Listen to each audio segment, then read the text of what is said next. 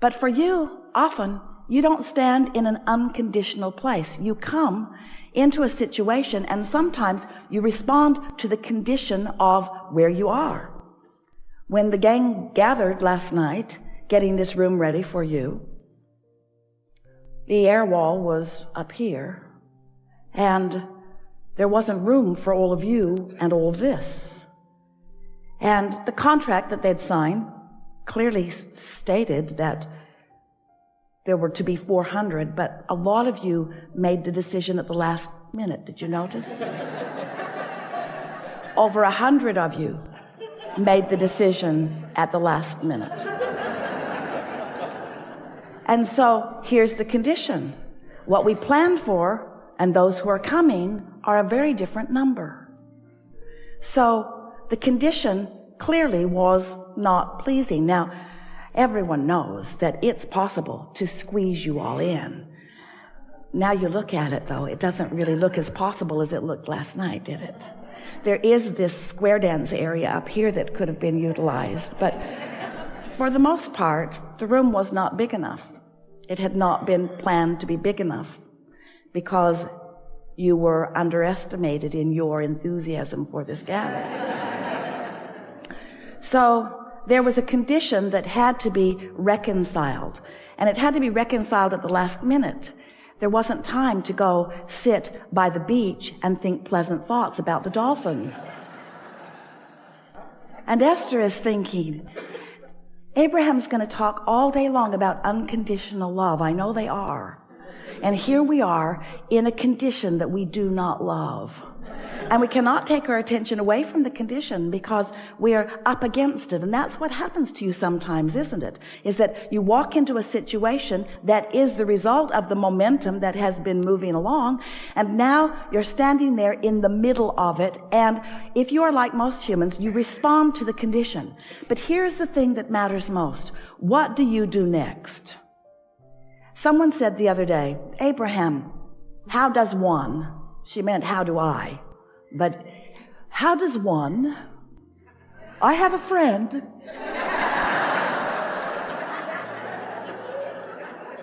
How does one get rid of doubt? And we said, you get rid of it before you get it, which is totally annoying. Because once you've got it, Abraham, you squirrely ghost. How do you get rid of doubt? Well, doubt is the way you feel when you're focused upon something and have been for a while that you believe that is contrary to who you really are and what you really want. All negative emotion means exactly that. Your life has caused you to expand into a new vibrational becoming.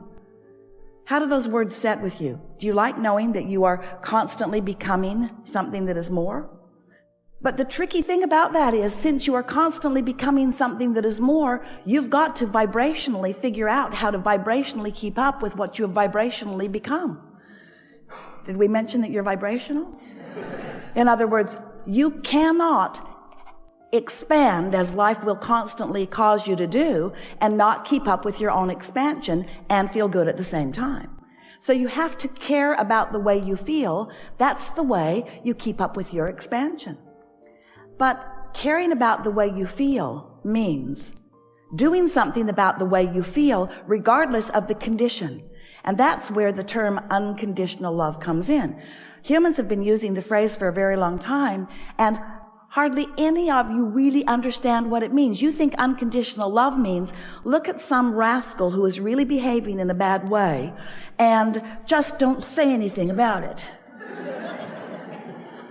Don't rat him out. Don't talk to somebody else about him. Don't get him fired. Just love him unconditionally as you despise his behavior and most other things about him.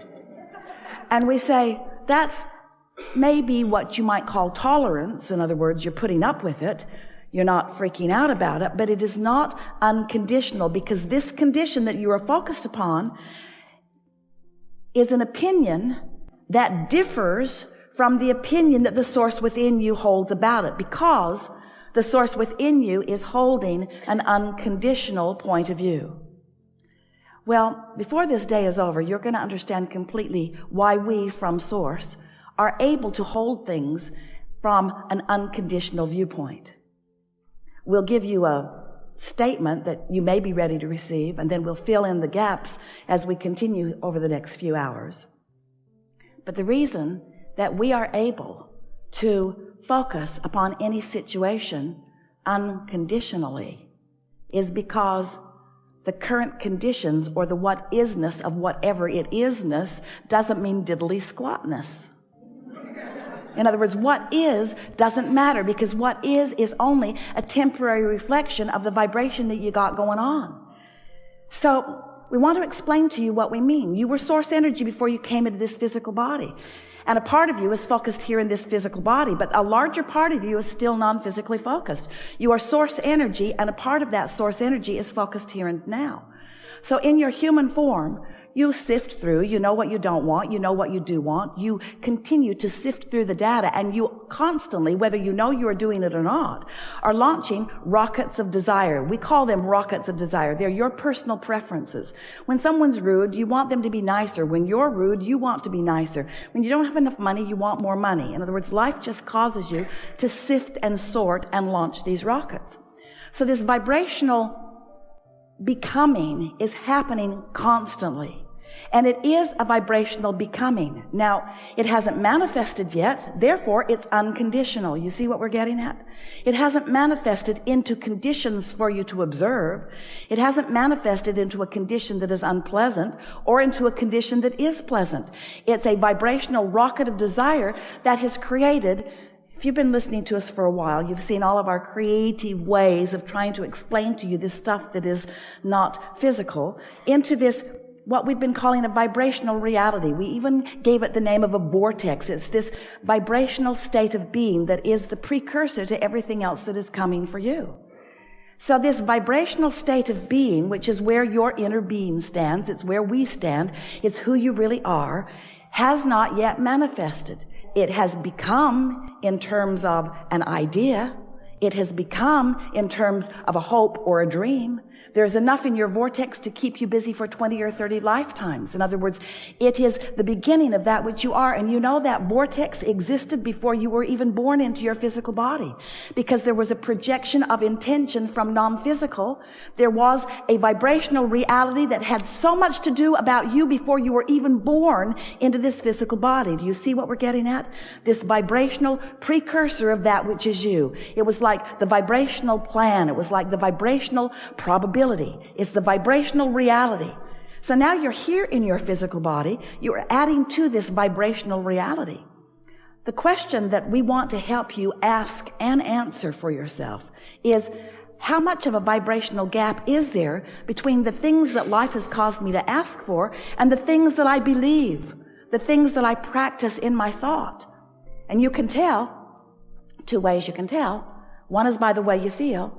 If you're joyful, there's no gap. If you're feeling appreciation, there's no gap. If you're angry, quite a big gap. That's one way. You can tell by the emotions that you feel. But the other way is you can tell by how things are manifesting. Because when who you are and what you want and what you think on a regular basis are in the same vibrational frequency, it's manifesting all around you. Others can see it and hear it and smell it and taste it and touch it too. It is a reality. It is a what is. It is a manifestation. You want to call it reality. It is real in the sense that others see it too. But we so want you to understand that before there is a reality, the way you want to call it reality, there is a vibrational reality. And that vibrational reality is filled with all that you have become and are becoming. And you have the ability, if you understand what we're talking about here, to close that gap and have what you want. We wrote this book called Getting Into the Vortex. And you listened to us for a while about it with an enormous amount of patience, we thought, because we're telling you, just get in the vortex, get in the vortex. That's where everything you want is. And then you began getting a little feisty with us, demanding things like, how do we get into the vortex? And we would say to you, everything you want is in there. Everything that you want. Your lover is there. Your lovers are there. All of the money that you want is there. That new car that you want is there. Everything that you want is there. Everything that you want Everything that you have become in terms of desire is there. And then you began saying things to us like, well, okay, I accept that there is a reality. You wave Esther's arm around and you look at something that we can't see and you tell us that everything that we want is in there. So just tell me, Abraham, how do I get my money out of the vortex and into the bank? How do I turn this airy-fairy vibrational reality into reality that I can see and hear and smell and taste and touch? I want to drive it and I want to sleep with it and I want to spend it. I want the tangible manifestation. I want real life manifestation. I don't want to just dream all the time. And we say, we want you to have that real life too. And you are having real life. And the real life that you're having is a vibrational match to the thoughts that you're thinking all the time. We're just suggesting that you could, if you care about the way you feel, close that gap between your dreams and desires and who you really are and what you are allowing into your experience. So over time, we've expressed this to you in a variety of ways. And for the most part, you're up to speed with what we've been talking about. We tell you that you are vibrational, and you hardly ever resist that idea anymore. We tell you that this universe is managed by the law of attraction. The law of attraction manages vibrations. You can't set your radio dial on 98 FM and hear what's being broadcast on 101 AM. In other words, the frequencies have to match up, and if they don't, the transmitter and the receiver aren't on the same frequency, then the receiver doesn't receive what the transmitter is transmitting. It's just simple laws of physics, and law of attraction is exactly the same way. You can't set your dial on Henri and have lovely things come into your experience. They are different vibrational frequencies. So then we began to talk to you about your emotions and what your emotions mean. And we talked about the different emotions that you might have, all the way from despair, all the way up to appreciation and love and joy. We began talking about the disc that you might be on, the spinning disc of emotion. If you're on the Henri disc, you're not going to rendezvous with people who are on the happy disc. It just doesn't happen. Law of attraction doesn't match you up that way. And today, what we want to say to you, because we know you've been following along with this to a certain extent, we want to give you the piece, the only piece that has ever been missing for you. We want you to understand that where you stand right here and now is what you've got all the time, now. There's never tomorrow, have you noticed?